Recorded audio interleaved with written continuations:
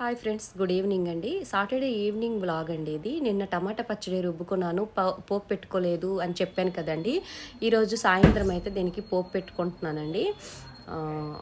అంటే పోపు పెట్టేటప్పుడు మాత్రం నేను కొంచెం ఎండుమిరపకాయలు, ఆవాలు, జీలకర్ర, ఇంకా ఎల్లుల్లిపాయలు ఉంటాయి కదండి అవి, ఆ తర్వాత కరివేపాకు అండి. ఇందులో మినప్పప్పు కానీ శనగపప్పు కానీ వేయనండి.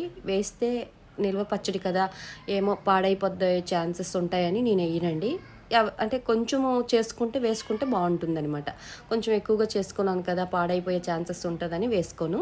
కొంచెం ఆయిల్ అయితే వేసేసుకొని తాలింపు అయితే ముందు పెట్టుకున్నానండి.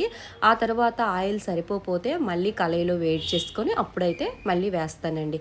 పోపు కోసం కొంచెం ఆయిల్ అయితే వేసాను. ఇదైతే సరిపోదు ఈ టమాటా పచ్చడికి. కొంచెం ఎక్కువగానే టమాటా పచ్చడికి ఆయిల్ అయితే పడుతుందండి. పైన ఆయిల్ వచ్చినంత వరకు టమాటా పచ్చడికి వేసుకోవాలన్నమాట ఆయిల్. లేదంటే బూజు పెట్టే అవకాశం ఉంటుందన్నమాట. వైట్గా పైకి వచ్చేస్తుంది అనమాట. ఓకేనా. పోపు అంటే పోపు పెట్టిన తర్వాత ఇంటి దగ్గర అన్ని పనులు చేసుకున్న తర్వాత అలాగా మా కొత్తింటికి వెళ్ళానండి. వీళ్ళు ఎంతవరకు వుడ్ వర్క్ చేస్తున్నారు అని చూసేసరికి వీళ్ళు చిల్డ్రన్ బెడ్రూమ్ కూడా ఒక మంచం తయారు చేసేసారు, కబోర్డ్ కూడా ఫిట్ చేశారు, పూజా మందిరం కూడా చేశారండి. చాలా చక్కగా నేను చెప్పిన విధంగా చేశారు.